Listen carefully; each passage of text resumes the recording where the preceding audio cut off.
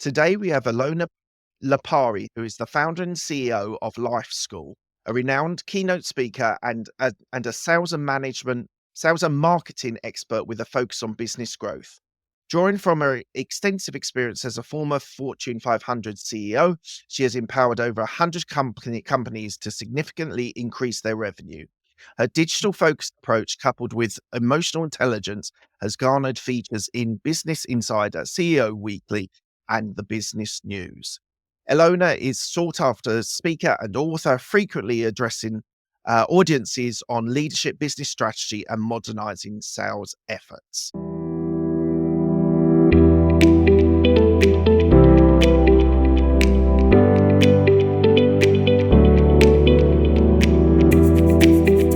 Just a quick one. I just wanted to say thank you very much for joining me today and being with me on this show. One thing that is really, really important I want to share with you is this show is growing really well, and I'm so proud of it, and I'm so pleased that you're enjoying this content. But if you could please hit the follow and subscribe to this channel, it will really help the channel on its being able to grow and the people that we can have on this show. So please do consider, if you have a moment, please can you hit the subscribe button and the follow button, and I would really appreciate it. Thank you, Elona. Thank you for joining me today. How are you? I'm doing great. Thanks so much for having me, Mark. Thank you very much for being here today. We're going to be talking about a whole manner of things, including sales and your school and how you've been able to fill in HR functions and other areas. So I'm really looking forward to speaking to you today. The first question that I always ask my guests is, what does a business mindset mean to you? Yeah, I love that question because I believe that everything starts with that, with the mind. To me, it means vision. It means knowing what you want to build, having that connected to your deeper purpose, being very clear around your values, your vision, your mission, and then working strategically, intentionally every day to get there.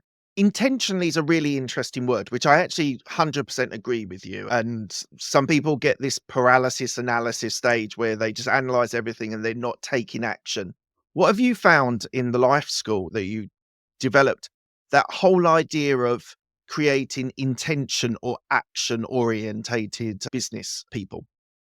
Yeah, it comes really powerful part of the education. If we don't know what we don't know, then obviously we're trying a lot of things and we're not taking intentional action, which could cause us to go to a million directions. Because especially with business growth and go about growing the business in different channels, but in different ways, it can get very overwhelming. But understanding how to have a blueprint and understanding how to work under certain pillars and getting yourself the education and empowering yourself with that clarity of your vision, your brand, your mission, really working together for both on both angles makes you take those strategic actions and those intentional actions that are going to keep you aligned towards the thing that you want to achieve and focus, which is another big pain point for tons of Yes. entrepreneurs.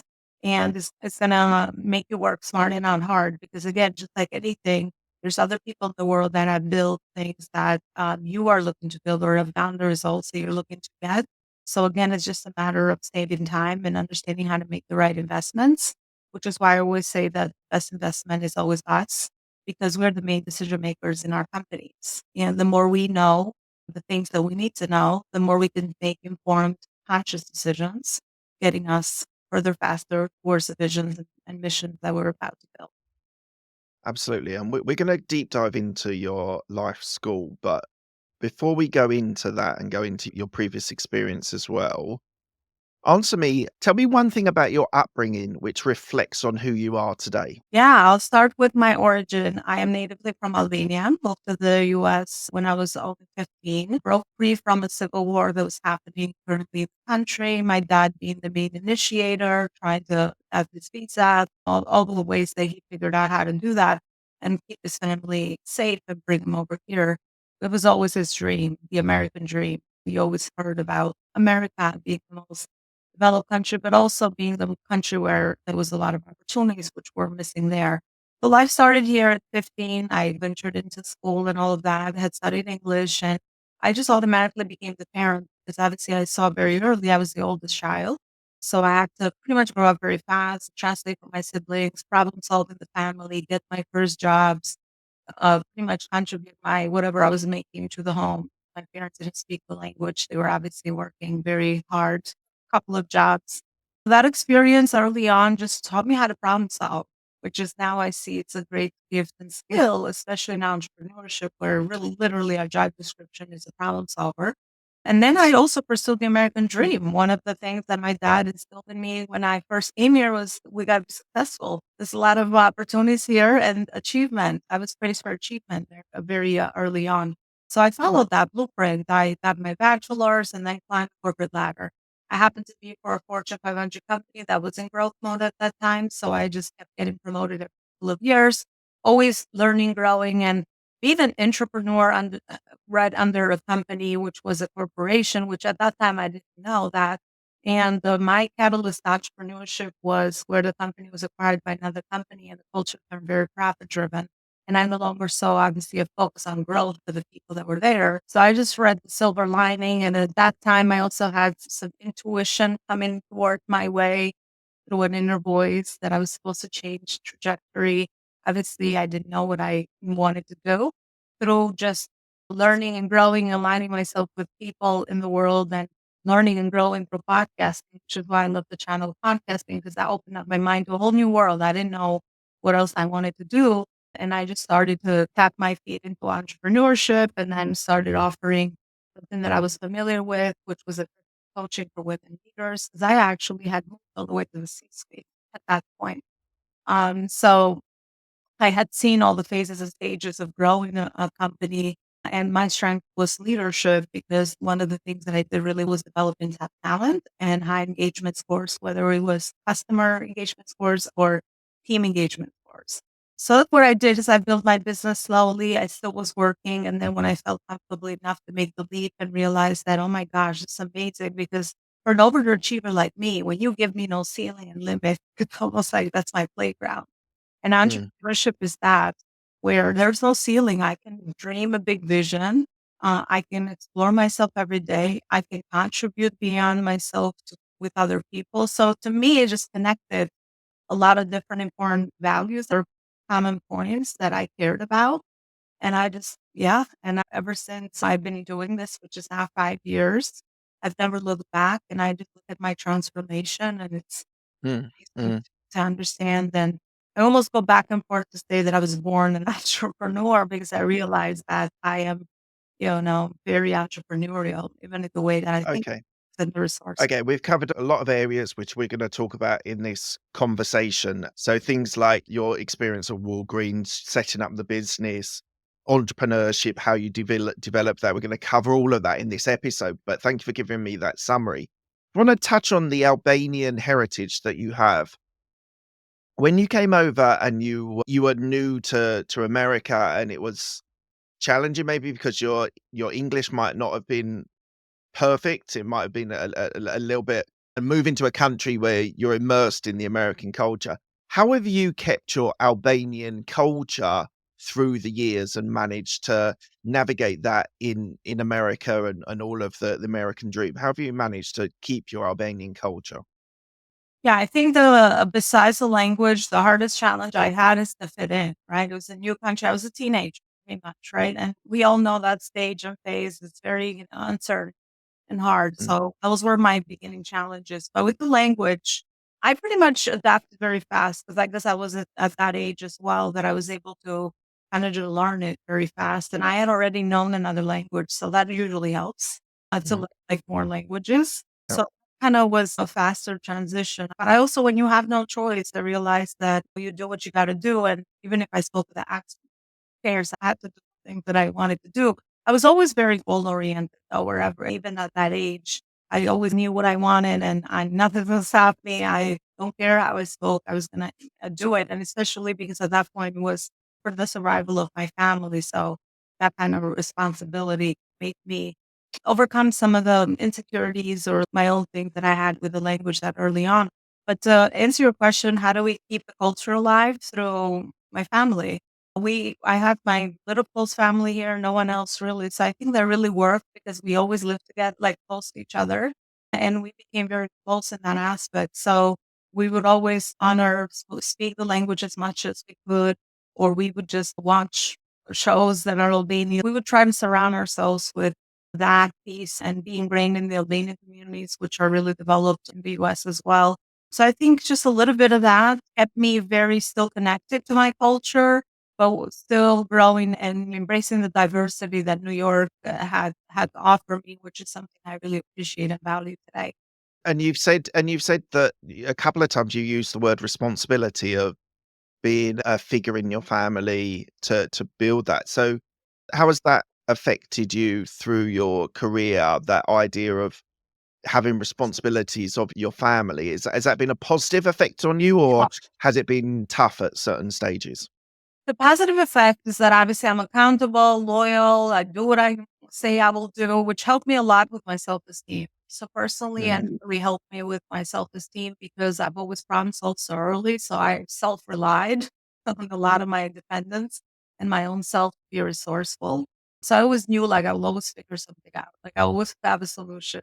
No matter what, wherever I go, also because my parents survived and also recreated their life from the beginning that were a strong role model for me. Then I'm like, what is my thing? Even if I fail, whatever, I'll get back up. I'll learn from it and I'll just keep moving because I'm just so strongly directed towards the things that I want to do. And I have an inner knowing sense of this is what I want to do. But the obviously the side effect was that I received my worth and my value from achieving and doing, mm, right? So my inner journey has been to heal some of those patterns of why do I always need to work, be work something, or to get the love of people that I care about and love. It drove me to burnout. It drove me to hustle. It drove me to hurting my health at times, anxiety, all these other things that have happened and also drove me to have some challenges with my close relationships because or workaholism was the thing that, I identified with before. The responsible part, this was the biggest side effect for me that I always thought that I always needed to do something and work on something to be worth. mm. And would you say you're a workaholic now? I have definitely improved my practices. I have done a lot of inner work, personal development, where I could say that now I have aligned some of the other practices of being in the present moment, being more intentional, allowing myself time and space to self care, allowing myself time and space for things that light me up, but also have some healthy balance, even though obviously it's not perfect every day but at least I'm very aware that it is important to me. And this is the biggest lesson that I have to learn to do more, to be more in the being, because I can go Yeah, into default and just do all day, every day. It's been a journey, but I'm now aware and conscious, and I try to stay. I have my practices that I rely on to keep me grounded when I want to go into those default modes or fear-driven thoughts, speaking of mindset right, or lack, or because that's usually where all of that comes from anyway. So that right. yeah, that's been my experience. Yeah. Thank you for your honesty. I really appreciate that. So you worked 13 years in Walgreens. How did you, first of all, get the job, and how did you develop in that role for 13 years? Yeah, my college career office had a posting. My first position was a trainee, a management trainee, because my degree was Bachelor's in Management and Finance. So that was my first role, and then they have obviously a solid structure in the way that you can move up within the company. And then I got promoted to assistant manager, then a store manager, then a community leader, then a district manager. So I just kept growing within the company. I did HR also for many years with them as well. So I was lucky and blessed to be able to tap into different positions because also the region I was working under was in growth mode. So they were always looking for individuals that were good talent. They would perform, and obviously they had qualities that they were looking for. So company promoted from within. So that's why I was able to climb up that ladder. Amazing. And so what made you set up the life school in 2019? Yeah, that was through just my life experience, personal, professional, at that moment where I was looking for the name of my company, just meditating on it, going back and forth, or to just come up with something that was meaningful to me. And they came up to me through a meditation session and a download or something like a new idea or insight that entrepreneurship is just like school, right? Just like life school. You fall, you get back up. Every day you're a student. There's no such thing as you learn something in the night, rest, and you're like, okay, you got your degree and that's it. You got to learn new skills that obviously are not really taught in traditional institutions. So it Mm. just came to me that every day we're a life student and every day we're learning and growing. And when it comes to growing a company that is driven and you align purpose and profit, you can grow it as big as you like because it's going to be the thing that obviously you is your purpose and mission, which can be left as a legacy. So there is no stop to the growing and the learning. So that's why I came up with the life school. And I've also been a very holistic person. I never looked at one area of life to be like, this is the thing. To me, personal growth is very closely correlated to professional. So I wanted a name that wasn't just business, but it was more like open to just life itself. So that's how I came up with that. And how was that transition into entrepreneurship, starting your own business? How did that go from having the rigid structure of a corporate career into the first day and it's your business and you've got to find clients, you've got to build the business, which is a slightly different skill set. How was the transition for you?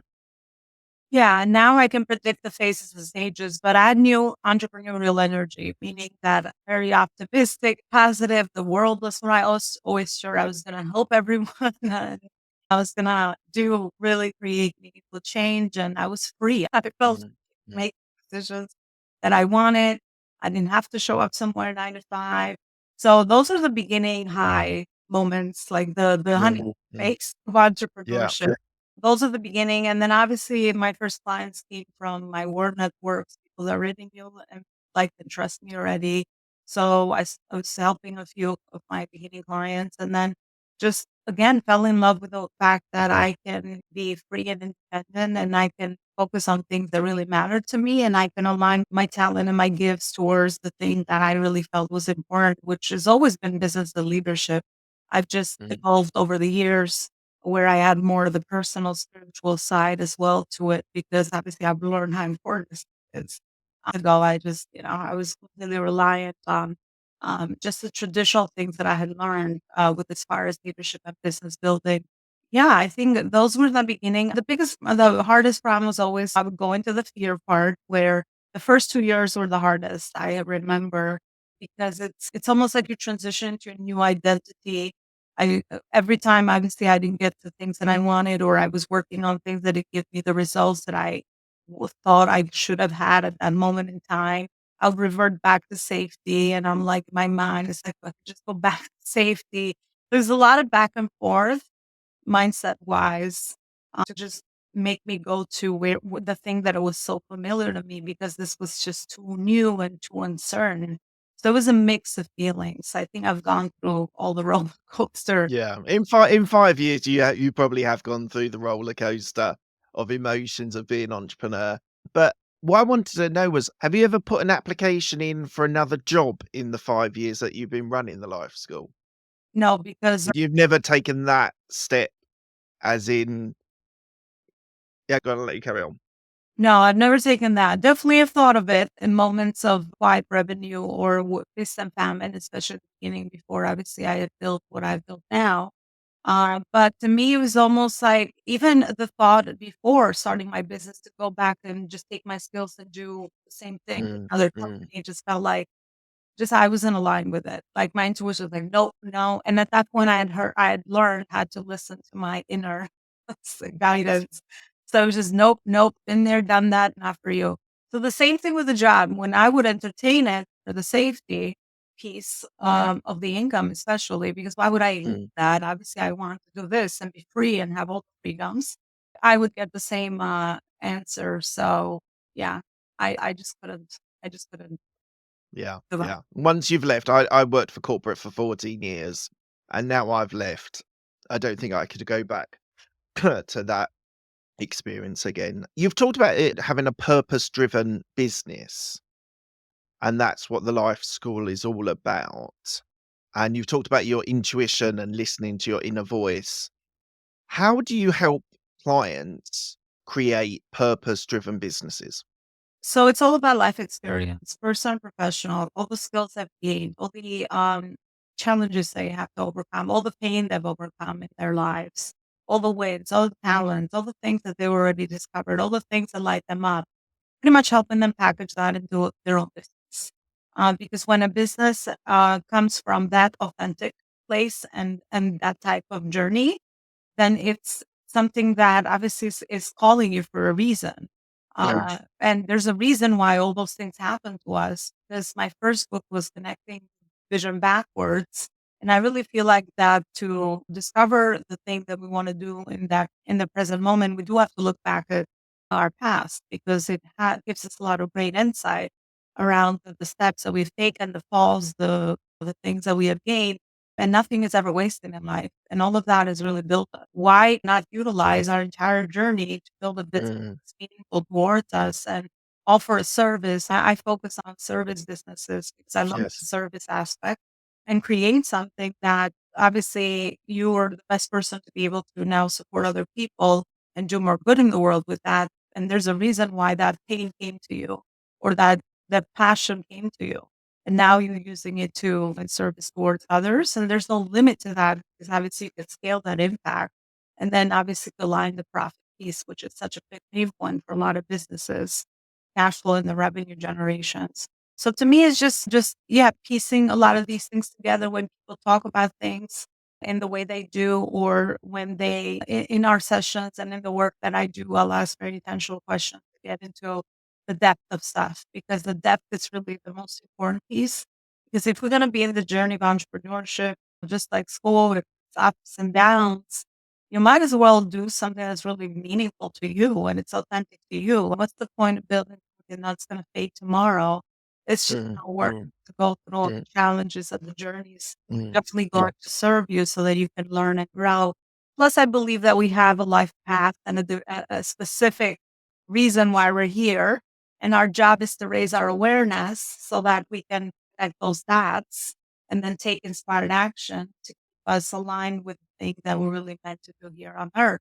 Yeah. So let's So we'll talk about that in a little bit. I'm just interested because when I was doing research on you, you said particularly that you work with people with when it comes to marketing and sales. So what strategies you've talking about a very holistic view of your business and how you help your clients. Let's just drill in a little bit on the business side for now, talking about how do you design help people with marketing and sales when these clients are looking to grow? Yeah, those are the pillars I work under, which is branding, marketing, sales systems, and team. I've seen that those are the most important pillars, just like a home, to build a sustainable business that is also self-led and independent, which can be left as a legacy, exited from, or utilized as a philanthropy channel for a lot of the CEOs and the founders. So for marketing, we clarify the market. Who is the Right. market, right? Who are you going after? What is your business model? And then obviously once we have that information, then we can draw out the marketing channels, whether they're organic or paid. I work under both because why not? There's obviously when you're at scale, you already have the funds. So understanding how to utilize paid marketing is also smart and important. Based on that, I work with my clients to identify the marketing channels, and then I help them craft their prospect journeys and their client journeys to be able to help people go through that so that obviously at the sales aspect, people can really close and deliver those transformations through their services. So I pretty much still in business, I take a holistic approach. I'm on the operations, right? I'm the person Right. next for them. And then the operations is working and streamlined. And then once you have the right systems, SOPs in order, and your operations is efficient and productive, then maybe you want to think about growing into a new market or expanding the current market that you have. And then I also work under the pillars of team because just like anything, the only way to scale is through leadership and getting other people aligned with you. So depending where the company is, I'll help them streamline their positions that they're looking to hire, and I help them go through the entire process of onboarding people, training them, and then succession planning to ensure they're keeping their top talent and Yeah. scale growing current markets and new markets. Yeah. So you talk about operations and it's interesting you say that because systems, processes, getting those things embedded into companies often are some of the challenges for earlier stage businesses. How do you, when you're looking at a new client, how do you look at their operations and go in and make suggestions? Because sometimes people have been running their business for a while and you're coming in and basically saying you need to streamline this, you need to adjust this, you need to change this, hire this person, maybe fire this person. How do your clients feel when you come in and you do the analysis stage of their relationship with you?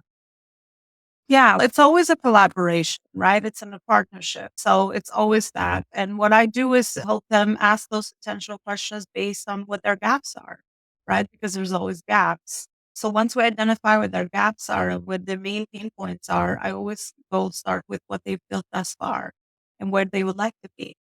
So once we have identified that gap or the bridge, then I offer my insight around the stage of growth that they're in, to focus on the right priorities to give them the ROI that they're looking for, but also build their bigger brand. Because there's always two activities happening in business at all times. You're always working towards brand and the vision and the mission that you have for the future, but also you got to be intentional with the activities that you're focusing on today and making the right decisions and solving the right problem, moving you further faster towards that and generating cash flow and consistent income, which is a big pain point. So my gift is to connect both of those people Mm. and then offer insight based on my experience of what are some of those gaps and what are some of those things that they should be focusing or they could be focusing on. And then at the end of the day, it's always the decision of the business owner or the CEO. That's why I offer both things, whether it's done with you, you would like to take that information, implement it for yourself and your team, or done for you, where obviously I already have put my process into a done for you service where I know exactly what are the things to do operationally to get the company to that level.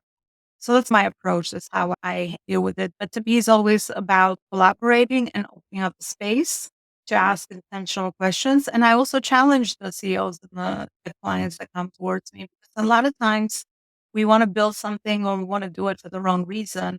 And when I get deeper into their whys, they also Mm. that's not really what they wanted in the first place. So saving them a lot of heartache, energy, tension, time away focused on the wrong thing by just going in and asking really deep questions to really clarify that's the direction that you want to go into.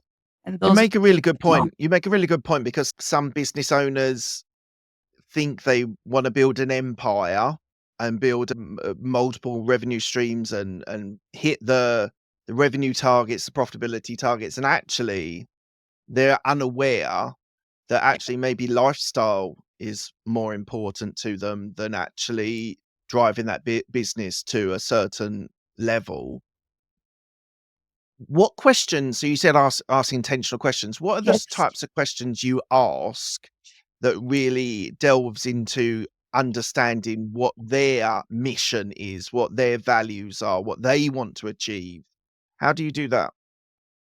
Yeah. So I always help them connect the again the past, the present, and the future of what they want to build. And I'll ask them questions around what's important to them and why is it important to them, right? To be able to build or maybe achieve a certain result because usually the conversation always is around what is it that they're trying to accomplish. Obviously, what is the main pain point or the problem they're trying to solve? And that's usually the beginning. And then obviously they see what they actually need and then they get the awareness and the education and then they along the journey they can make more conscious choices because usually unless when you are aware you're not making a conscious choice, you just choice around their ego or comparison or what's out there already or it looks that I could build a successful company, but that might not be the thing that they want. And then the other one is personal life, right? What is important to them? And their what phase of life are they in? Is travel important to them? Are they still parenting their kids? What are the phases and stages? What are the hobbies that they're after and all of that? So to me, aligning personal life is really important because just like you said, what's the point of just growing a business or building a company that is really not a good fit for what you want to do in life overall anyway, just Yeah. that you're doing it for the wrong reason. So I ask a lot of those questions. What does good look like to you? What would be a day in your life, an ideal day in your life? What would you want to do with your time? Because at the end of the day, that's the thing with business. You can be a slave to your business, or you can Mm. then understand how to intentionally build an independent business where you are removing yourself away from the business eventually, or at least setting yourself up so that you have a choice to do so. Yeah. If Yeah. you'd like to do yeah, I look at those are, like, usually the intentional questions that I ask in the spaces that I hold, and then through working with my clients, obviously, you get more clarity along the journey, you get to know people better and all of that, and then information just comes up, and then you can make a more conscious choice or decision around what would be the next problem that we're solving, but always Mm. keeping that the folks that they have very much like a compass, so that when we're making decisions about the everyday implementation of things, it's What all bounds back against that. what's your typical sized company that you work with? Or preferred? If it's not typical, what's your preferred? Yeah, 0 to 10 million. It's my gap in the service space. So yeah, 0 to 10 million in revenue. And then usually obviously 0 to 1, it's the startup. So they're gonna need to implement a lot of those different pieces. And then usually 1 to 1 million is more the scale side. They need the systems implemented, they need to start hiring their people, structuring out the company and all of that. So you work primarily with service-based industries. First of all, why do you target mainly service-based industries? First of all, because I am a service-based business, I have one. I like to stay in integrity with what I've built from my experience. The company I worked for before, which was a corporation, was also service-based, mixed products, but a lot of my success was still in the service base. Plus, I see a big gap with service-based businesses when they look into scale, right? Because it just Mhm. service Mm. takes more time, or it might be the owner that's offering the service. So I do look at those opportunities to do that. And then lastly, it's just service towards others. And usually, not that products don't create a transformation, but a service creates a transformation in other people's lives. And I like the success. Have you worked with clients that are looking to sell their business? Yes, I have worked with, so that's the work that I do. I help them build an independent company. And then in my company, I help them exit if they like to it. So tell me a case study, an example of a client that you've worked with that have grown intentionally to the point where they have been able to sell. And importantly, the second question of that is, were they happy after they sold the business? Yeah. So it was a construction company actually. They were doing 3 million in revenue. I worked with them. We got the company to 7 million. We worked together for 2 years.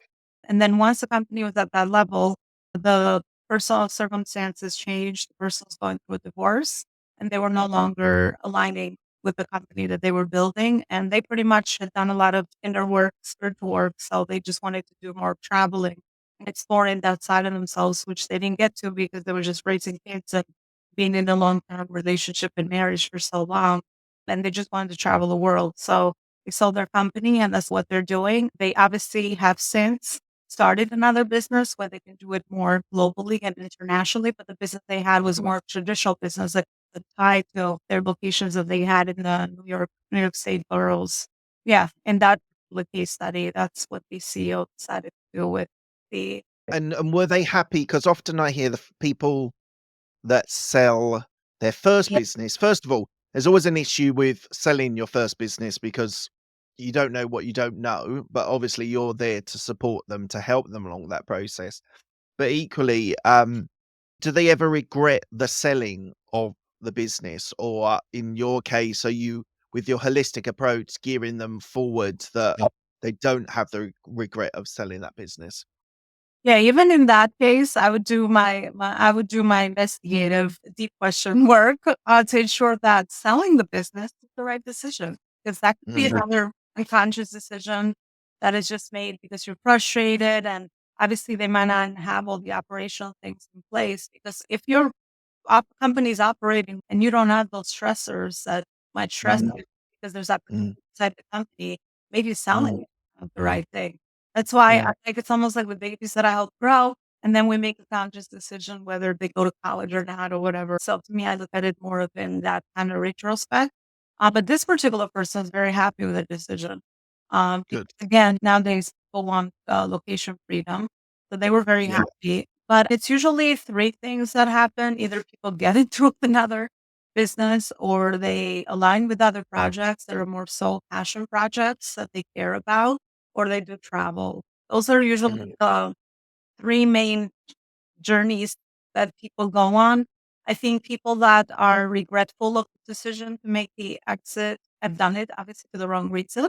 And they might have those feelings of regret and trying to go back and start the same thing or something new, or they have a lot of inner work to do as if I always need to be working or doing something. So once you have people with that personal stuff, that kind of stuff heals and then they can make a better decision for themselves. But it's very rare that people just regret it and they just want to go back to their old lifestyle, especially if their businesses were causing them lots of headaches or Yeah. What's typically the sort of percentage-wise of the what amount of business-focused work versus personal development focus? Like, I know every client is different and needs slightly different things, but do you find that you are, in most cases, 50% on the personal work and 50% on the business, or is it typically more business, or is it typically more personal development stuff that you work with people with? yeah, I would say 70-30. 70% is heavy focus on the business and the leadership aspect, and then 30% is more of the personal. Obviously, there's personalization. Yeah. Could be clients that need more of the personal stuff to get them to implement, because it's blocking them from the actual Mm, implementation. And I think mm, deal with that and make sure that we're on problem solve for the root causes. But I would say 70-30 is a good percent yeah. of what I've seen pattern wise. And how has the digital landscape affected your clients when they're looking to grow and scale? We had a boom, right, in the digital landscape for many years ago. Now, obviously, we're living and operating in different economic times where it's definitely Mm, challenging. The world is changing fast. There's a lot of economy is obviously not helping. So a lot of my clients are finding ways, and I'm working with them to find ways to do things hybrid. So if you have an online service, let's figure out ways to also do it locally as well in within the regions and the areas that they're working with, because people are still craving the person stuff. And plus, we know how much more of a faster way you build a relationship when people see you face to face. That's why traditional businesses have been local for all these years. And in the online environment, there's a few other challenges with that, where it's still yeah. a virtual environment and it takes a little longer to do some of these things. So it's still strong for sure, but I have seen people moving more into a hybrid, including myself, because I've been missing some of the live Mm, interaction, mm. especially for my speaking side of the business. So yeah, I would say a hybrid environment is where I see things trend. The trajectory, absolutely. So what about the speaking? So why did you branch into public speaking as well as running a very busy business? And I'm sure you said about your family staying closely connected with your family. What made you start to want to do speaking engagements? Yeah, I always listen to channels that make sense to me and obviously make me feel happy about the work I'm doing. And speaking obviously helps me grow my business. Because when you have a service, you are automatically a speaker because how else are you building trust with people unless you're sharing Yeah. your voice or writing it? That's how my journey started with writing my books. I spoke my books into transcription. That's the right Yeah. word to say. Because I was always a speaker and a facilitator, even for the company I work for and being in leadership positions. Main job function is sharing the vision and speaking. And so that was my most natural skill I had built over the years. So to me, sharing my message with people, whether it's through type of channel or social media or in a room full of people, it just feels like natural, like normal, like my very Mm, familiar environment for me. So I mm, just put that thing back to my brand and I position myself as a speaker and I started getting my speaking engagements and all of that. And now I do it professionally, obviously. But to me, it's not separate from the business because that's how people build trust. And that's how I add value by just sharing what I know with people. So it's really one thing to me. And I still have written many books and I'm writing my I'm always writing a book. I'm speaking a book into writing, I always say. Right, right. Use my tools to transcribe and all of that. But yeah, I think they're legacy products. When you get to share a message in the room and from one to many, and you get to create that impact at that scale, it just fills me up. It fulfills me. Mhm. So I always Yeah, try to pay attention to things that I care about and that make me happy without having to do things that I know I think I should do to grow my yeah. business. I just pay attention to that light and I follow it. That's how speaking has come about for me and S authorship. so just looping back on your intuition, because 'cause you've said about purpose-driven businesses, and so how have you developed that ability to have a greater level of intuition drive in your life rather than data, KPIs, operations? How personally for you have you developed that intuition? Yeah, I love that you mentioned that because I'm naturally a left brain person, right? I speak in my mind is actually the strongest out of the triangle, my body spirit. I've always led with that, but obviously through challenges, through understanding that through a lot of anxiety, through a lot of burnout, through a lot of feeling unfulfilled, even though I was just always chasing and achieving and always chasing and achieving, and all the external stuff never filled me up on the inside. That was my highlight moment sitting in that C suite and achieving the success and the American dream. And inside of me, I felt so unhappy. So then I Mm, started looking for more. I'm like, wait, I was lied to. This is not what I thought I would just live happily ever after. And I already did it. I made it. So I just saw that wasn't it. I'm like, okay, wait, what's more? So I went in that journey of self discovery and finding tools to be able to do that. But I think the main one is meditation for me.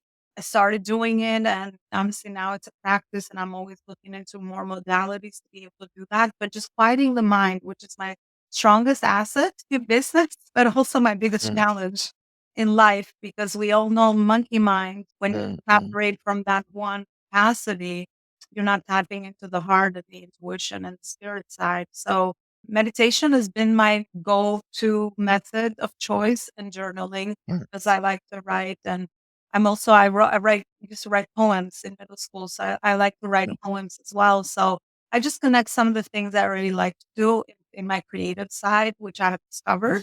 And I just use those tools to be able to do. But those have been my main two channels to be able to quiet this mind so that I can listen to the wisdom that's sitting underneath me or inside of me, I should say.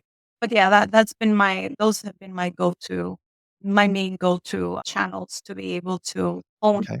my intuition more. What sort of risk appetite would you say you have? Risk appetite. I Yeah, do what do you take chances? Do you take risk on and embrace it, or are you less risk averse and you like stability and building something? Like when you're talking about, it could be in your personal life, it could be in your business life, it could be in investing, whatever what you can talk to any of those or any other that you think of. But I'm just interested how you would describe your risk appetite. Okay. Thanks for explaining that. So over time, my risk appetite has gotten into more variety. I started being very safe before I had done a lot of the personal development journey that I've been on for all these years. Now it's more intuitive to me. I don't look at it as risk. To me, it's if I feel it, if I see, because my intuition comes to me through vision and hearing. So if I have my methods and I get the insight to do something, even though it's scary, it's uncertain, I'll almost will obey. And I don't care. I'll take the action because usually on the other side, I always find something amazing. And then I also, even if it was a mistake, I just learned from it and I just gained more life experience. To me, life experience is the most valuable thing, which is why even my life school is built on experiences of human Mm, people. Because that's really all we have at the end of the day, just our journey, mm, our life experience, and just working on our awareness to just connect more of that so we can share it with others. So I guess now I've become very risk averse. I don't even recognize myself in the way that I even make my decisions because they're very God driven now. And I'm very, yeah, intuitive. I'll know who's the right person to connect with or what is the right investment to make or any of that. And I don't make any important life decisions unless I go within. honestly. And Okay. I don't rush. I'm not in a rush. I don't chase anymore. I am patient. I understand there's also timing in play. So I try to just, if I'm not sure, I'll sit with it. I have no rush to go fast and in fury, unless obviously my intuition came in and I'm like, okay, I gotta move on that and I'll do it. But that's how I make my decisions now and the risk adversity. Mm. What do you still want to achieve? I have a long journey ahead, building my company to independent level, where that's going to operate on its own. And then my next journey is going to be more on the investor side, where I'm now part of other companies and I have companies under my portfolio. So that's more in the business world, but I'm also very interested in the spiritual world. So, utilizing business and leadership and helping people discover some of their purposes and why they're here on earth. So I have a few missions that collide, I find. But I'm always interested in growing. I never stop because to me, if you stop, you're not evolving. So every day it's a new day. I try to stay aware, learn, grow, and go through those actions that I think are going to move me forward faster towards the thing that obviously I want. And I watch the timing of the thing. But to me nowadays, it's more important to live in joy and gratitude and all the things that are such important pieces and really have the right people around me than the other things that I used to value years ago. Yeah. So yeah, what I Wonderful. Look, we're coming to the end of the interview. I ask the same 6 questions to all of my guests. They're quick fire questions. They don't need a quick fire answer. First question is, what's the best decision that you've made? to start my own business. What's the best piece of advice you've been given? Life is a journey. There's nothing. And expand on that because you said at the start you're very goal orientated. It sounded like you were setting goals for your clients and where they want to achieve. But that's that idea of life is a journey, not a destination is something I think is so important in entrepreneurship that it's not, I've got to earn this much or have this net worth or grow this business, but actually it's enjoying the journey, enjoying the day, every day that you're doing something that really lights you up or fills you up, however you want to phrase it. How do you balance that act of telling people they need to achieve goals and goals, I agree, are really important, but versus they've got to enjoy every day because they're doing it? Yeah, I love that you asked that because my past version of me, I would be very rigid, structured around goals. And my now version of me understands that there's more to life. So it's a complementary mix between both, where obviously it's good to have intention. That's why I talked about intention at the beginning and Sure. inspired action.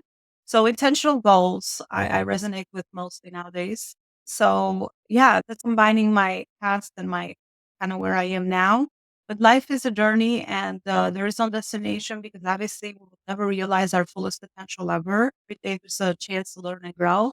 But it will all be worth it if you're working on things that matter to you or if you live life consciously based on what you would like to have and how to be. Because that's another big challenge for me and a lot of people for sure, because we are the beings. We're not machines and doing all the time. It's Mm, complementary between what I've learned, what my past version was and where I am now.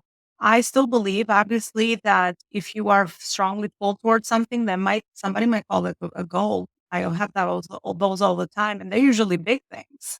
So I have mm, to work backwards. So it's still you can call it a goal, you can call it an inspired action, you can call it an yeah, insight, you can call it a yeah, download, but those are big goals. And to me, sometimes I'm like, whoa, I didn't know that opening up myself get all this insight, which is connected to me.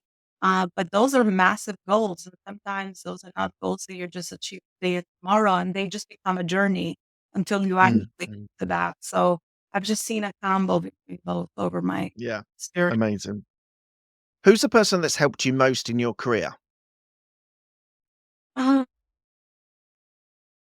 Would say my mentors that I've always aligned myself with. My mentor when I was working for the corporate company I was working for, I had a very good mentor that seen in me what I didn't see in myself and gave me the gift of leadership and seeing that inside of me, which obviously then I could utilize and lean more on and learn more and grow from it. And he always told me that you're very good with people and always remember that when I didn't see it for myself. So that was my first mentor, which honestly, you always remember your first. Yeah. So Amazing. Tell me about a regret that you have.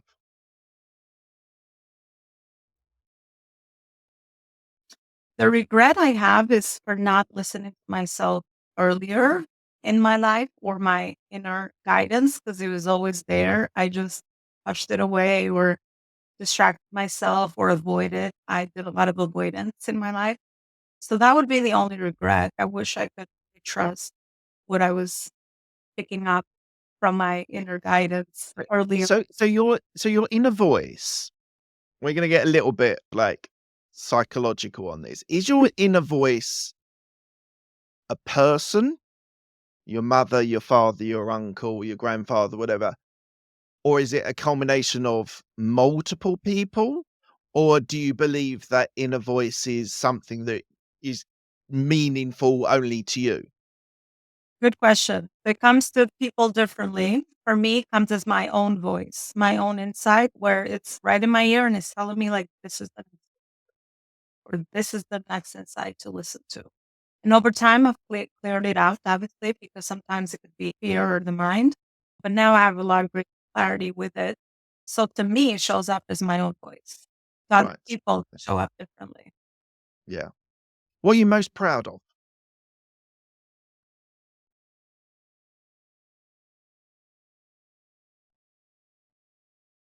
Just the fact that every day I try to grow and contribute towards others, and I live a life in integrity with my values and my truth. Why was that a hard question to answer? 'Cause I had to think back of how I would answer it now and not years ago, where before I did a lot of my healing, I would say that I would be proud of what my parents thought of me. But because I'm already healed a lot of that, now I'm proud of me. It's almost changed over time, and thank you for asking that. That's No, it was just interesting. Every question you've answered that I've asked you, you've answered naturally, authentically, and just very honestly. And I really appreciate that in this whole episode. It was very interesting. You paused, you thought, and then you gave me an answer. So it was fascinating to see you go through that process almost in your head before you answer the question. yeah, because being proud of being, especially the love that maybe I never received growing up, has been the hardest part of the journey for me. Mm, So mm. you just opened up that trigger, so I had to go within and get that answer processed before I answer. But No, that's absolutely fun. That's why we've got an hour doing this conversation. We can definitely think about things, and I appreciate that. This is probably something you ask a lot of your clients, but what would you say your why is now? What's your why? living a life in alignment with my soul's path, and every day I try to be aware and conscious around that piece. So tell me about one, like you don't have to go into a full example, but tell me about a day where that's been a struggle, where you maybe made choices in that day which you felt are not aligned to your inner self. How do you approach those days or those moments, let's say? Yeah, I usually get conflicts, whether they're internally or external circumstances that happen, which are negative, that kinda just give me that insight that I'm not in the right direction. So we've come to just me feeling in conflict and taking me down to some of my emotions of I'm doing something because I think I need to and should do it rather than because I want to do it. So I'm always in the process of cleaning that up. So it comes to Mm, me as a feeling conflict first. Or I would just get outside circumstances when I just don't pay attention to it because I'm just in my own fear mode. Um, Things that happen on the outside, which are negative, and I try to pay attention to that as well and kind of listen to those signs. So that's how it shows up for me where I'm in conflict, whether it's in the or with things that I'm just pushing to do for the wrong reason, because I mm, this will be the thing to get me the next thing. And usually the more aware I become around that, the less of that I'm doing. And without having to repair the pain of making the mm, wrong decisions because I was doing it mm, out of fear. So yeah, I'm able to gauge it now, whether it amazing. What does legacy mean to you? impact towards other humans, positive impact that you have towards others. To me, in my funeral, so to speak, I would see the people that maybe I just had a touch of impact, or that I maybe was able to support or help or inspire, or I never want to do any bad things in the world. It's only in service and contribution. So legacy to me means just impact. Have I lived a life in alignment with kind of who I am? And through that process, did I do good with others? And Mm, I mm, was I kind, and was I compassionate, and was I always able to support other people while I support myself? So yeah, that's what legacy means to me now. amazing. And lastly, where can people find you if they want to reach out to you and learn more about what you're doing? My website will be the best tab. It's at elonaloparicoaching.com, and they'll find some free resources on there if they resonate with anything I said. And yeah, that's where we can further connect beyond this conversation. Brilliant. Thank you so much for your time today. I feel on this show sometimes we are very strategic and tactical about how to achieve in business. And it's been really refreshing and really interesting speaking to you where those things are important. Obviously, we've got to be able to grow the business, but actually bring in a bit more of a holistic aspect of business and entrepreneurship is incredibly important. So thank you so much for your time today. It's been an absolute pleasure, and I really appreciate you being on my show. Likewise, thanks so much for having me. It was I really hope you've enjoyed that content. It's a really fascinating interview that I've done there. So please do, if you are enjoying this content, please do give it a like. Please do give a subscribe. It'd be really good to boost the subscriptions. It really makes a difference to the algorithm in YouTube. So thank you for that. If you do hit subscribe, hit the bell icon and you'll get all of the content. You'll get notified when all the content is available. Thank you so much for your time. It's really appreciated. Thanks a lot.